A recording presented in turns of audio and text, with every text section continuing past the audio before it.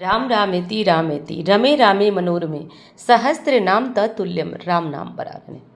दोस्तों, भगवान विष्णु का या श्री राम का नाम सहस्त्र नाम एक बार लेने से सहस्त्रों गुना अधिक फल मिलता है। इसलिए श्री राम का नाम, श्री हरि विष्णु का नाम हर समय अपनी जिह्वा पे रखना चाहिए।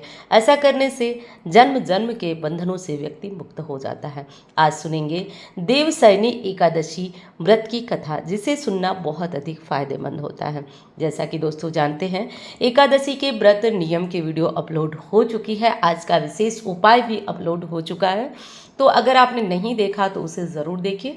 और चलिए अब श्री गणेश का नाम लेकर के आज शुरू करते हैं देवशयनी एकादशी व्रत कथा। दोस्तों, देवशयनी एकादशी सभी एकादशियों में अधिक फलदायी बताई गई है। मान्यता है कि इस एकादशी का व्रत करने से व्यक्ति को सनातन देवों का पूजन करने के समान फल मिलता है। साथ ही व्यक्ति को मोक्ष की प्राप्ति भी होती है। इसलिए आज जो पूजा करेंगे, पाठ करेंगे, उसके बाद इस कथा का श्रवण अवश्य करना चाहिए। धर्मराज युधिष्ठिर ने पूछा, हे भगवान, आषाढ़ शुक्ल पक्ष में कौन सी एकादशी होती है और उसका नाम और विधि क्या है, यह बताने का कष्ट करें।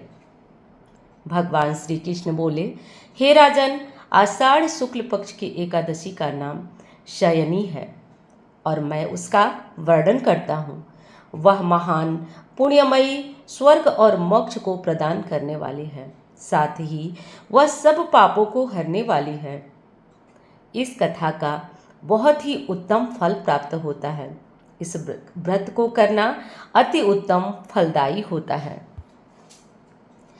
जिन्होंने आषाढ़ शुक्ल पक्ष में शयनी एकादशी के दिन कमल पुष्प से कमल लोचन भगवान विष्णु का पूजन और एकादशी का उत्तम व्रत किया है, उन्हें तीनों लोकों और तीनों सनातन देवों का पूजन करने के समान पुण्यफल प्राप्त होता है।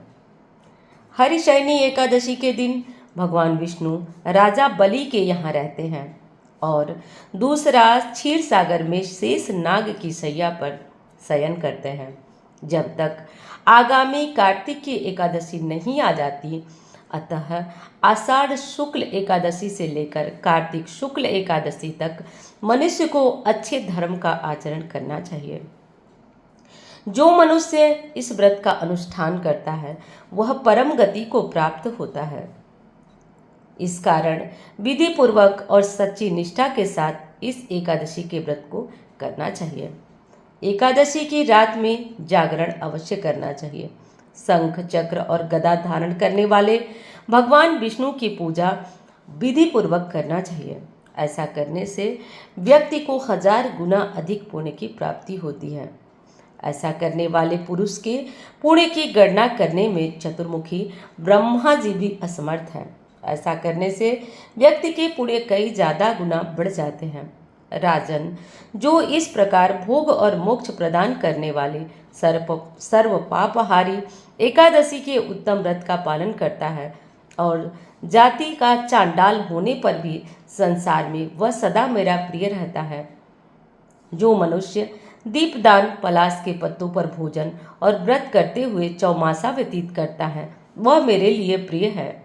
चौमासे में भगवान विष्णु सोए रहते हैं, इसलिए मनुष्य को भूमि पर शयन करना चाहिए। सावन में साग, भादों में दही, कार्तिक में दूध और कार्तिक में दालों का त्याग करना चाहिए। जो व्यक्ति चौमासा में ब्रह्मचर्य का पालन करता है, वह परम गति को प्राप्त होता है। राजन, एकादशी के व्रत से ही मनुष्य सब पापों से मुक्त हो जाता है। अतः इसका सदा व्रत करना चाहिए। कभी भी जानबूझकर इसे भूलना नहीं चाहिए। शयनी और बोधिनी के बीच जो श्री कृष्ण पक्ष की एकादशी आती है, वह गृहस्थों के लिए व्रत रखने योग्य है। अन्य मासों की कृष्ण पक्ष की एकादशी गृहस्थ के व्रत रखने योग्य होती है। शुक्ल पक्ष की एकादशी सभी गृहस्थ जनों को करना चाहिए। इस एकादशी का उत्तम व्रत कथा श्रवण करने से व्यक्ति के जीवन से सभी तरह के पाप और कष्ट दूर हो जाते हैं। इसलिए इस एकादशी का पूरी कथा का श्रवण अवश्य करना चाहिए। हिंदू धर्म में कलयुग में मानव के उद्धार के लिए एकादशी व्रत को सभी व्रतों में उत्तम बताया गया है। इस व्रत को करने से हर प्रकार की आपदाएं टल जाती हैं। श्री कृष्ण कहते हैं कि वैकुंठ के धाम में स्थान मिलता है व्यक्ति को और उसे मोक्ष की प्राप्ति होती है। प्राचीन काल में मांधाता नाम का एक सूर्यवंशी राजा था। वह महान तपस्वी, चक्रवर्ती और प्रजा का पालन करने वाला राजा था। एक बार उसके राज्य में अकाल पड़ा। चारों ओर हाहाकार मच गई। लोग भूखे मरने लगे और इस परेशानी का उपाय खोजने के लिए राजा मांधाता अपने साथ कुछ विशिष्ट लोगों को लेकर ब्रह्मा जी के मानस पुत्र अंगिरा ऋषि के आश्रम में पहुंचे और उनसे पूछा कि मैं धर्मानुसार राज्य करता हूँ, फिर भी मेरे राज्य में 3 साल से अकाल क्यों पड़ रहा है। अंगिरा ऋषि ने बताया कि इस युग में तप करने का अधिकार केवल ब्राह्मणों को है, लेकिन तुम्हारे राज्य में एक शूद्र तप कर रहा है। तुम उसका वध कर दो, इसे अकाल समाप्त हो जाएगा।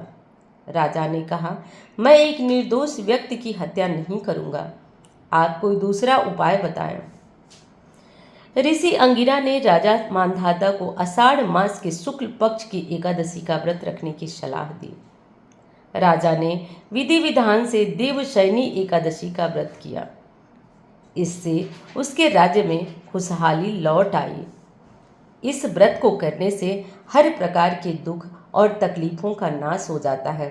देवशयनी एकादशी को ब्रह्मवर्त पुराण में देवशयनी एकादशी के महात्म का वर्णन किया गया है।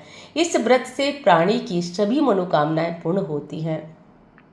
इस व्रत को करने से व्यक्ति हर तरह के पापों से मुक्त हो जाता है और देवोत्थानी तक जो व्यक्ति भूमि पर शयन करता है, श्री हरि विष्णु के नामों का जप करता है, उसे हर प्रकार के सुखों की प्राप्ति होती है।